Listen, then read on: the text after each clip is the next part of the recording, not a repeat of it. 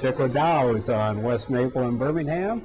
This was Ryder Cup headquarters for the European team in September of 2004, and especially for the Irish, who came here and did a lot of partying after they unfortunately creamed the Americans. So we're here to talk about Ireland and obviously Irish golf. Ireland's going to have the 2006 Ryder Cup at the K Club, the Kildare Hotel and Resort outside of Dublin in September, and thought we'd talk a little bit about the Ireland all the way around. There are beautiful, beautiful links courses. I first went to Ireland in 1972, and I've been fortunate over the years, actually more than 30 years, to have played something like 23 more links. Have given me 24 of the links courses in Ireland, and there are 51 of them. In the introduction to their terrific book, The Links of Heaven, Richard Finney and Scott Whitley quoted that wonderful British writer and commentator, television commentator,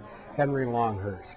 And Henry wrote, "Some of the Irish links I was about to write stand comparison with the greatest courses in the world. They don't. They are the greatest courses in the world." Longhurst captured it perfectly. Now, most avid golfers know Ireland's Big Four: Ballybunion, Lahinch, Royal Portrush, which is the only course outside of Scotland and England to stage a British Open, and Royal County Down, another spectacular course in Northern Ireland. They're just the tip of the collection, though. There are courses all the way around on both the east and the west coast, the north and the south. And I mention of the word links. Most places you'll hear people talk about the links. We're going to go to the links. Well, we don't have a lot of links here. As I've said, there aren't a lot of links in the whole world. A real links is a course that was formed and land. It's at the sea. The sea came in, the big waves and the sand and the winds and the storms over centuries and probably over eons. And that's why a true links course is an oceanside or seaside golf course with great sand hills and dunes and fairways that just roll like the waves. So far, the Irish haven't gone to these enormous clubhouses like we have over here. They're golf clubs. They are not country clubs. They don't have big swimming pools. They don't have tennis courts. They play golf. And generally, you're going to walk.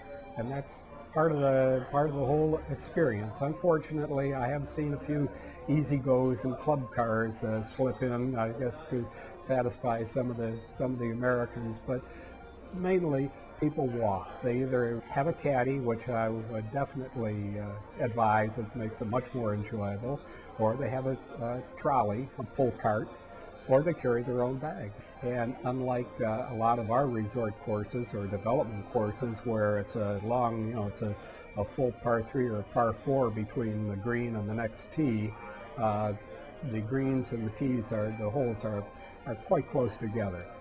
You'll do some upping and downing because of the hills and all these courses, but it is just a wonderful experience to walk, and then at the end of the round, well, you can get into a little Guinness.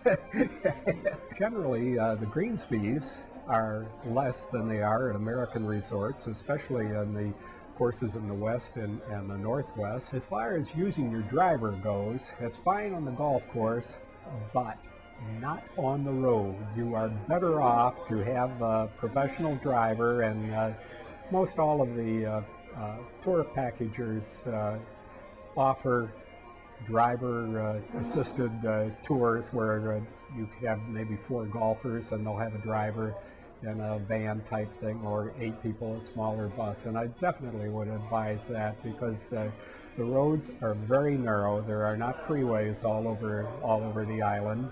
They are not only narrow, but there's almost very rarely a shoulder.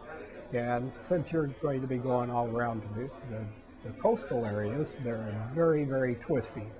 And I have seen in the pavement painted, as you're going into these curves, it'll say slow, then it'll say very slow, and then the one that really gets you is dead slow.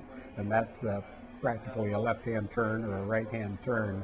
And so you'll enjoy it a lot more. You'll love the scenery if you have a professional driver. Accommodations run the range from bed and breakfast to country inns to small hotels.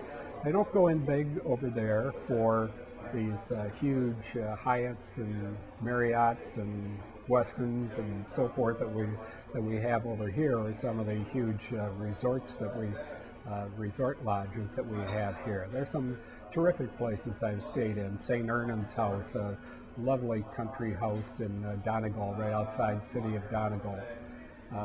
In Bushmills, the inn, this very, very old inn in the little village of Bushmills in Northern Ireland. So there are plenty of places like that. There's some wonderful hotels, and as I've said, if you get a good tour operator, a packager, they almost always are going to have very fine accommodations. The fun places naturally are like Dick O'Dowd's and the pubs, where there's usually a lot of music and even some crack. Now that's C-R-A-I-C. Crack means like conversation, lively conversation, and I think you'll find that in most of the pubs. There are terrific mountains everywhere. There are trout streams for the fishermen in the spring. Just all around the country there's gorse. You'd hate to be in it when you're playing, but it is just golden blooms all over the country. So there's so much to enjoy in Ireland. All of the courses, which we'll talk about, there are 4 sections: the north, northwest, the southwest, and the east around the Dublin area, and they're easy to get around to, but take your time. It will take time. I have found out over the years you never ask how far a place is. You always ask how long will it take to get there, because you're not going to be going 70 miles an hour over on the Irish roads. So enjoy yourself. You'll find that Henry Longhurst's words were absolutely true to form. There's no golf anywhere in the world that's as good as Ireland's.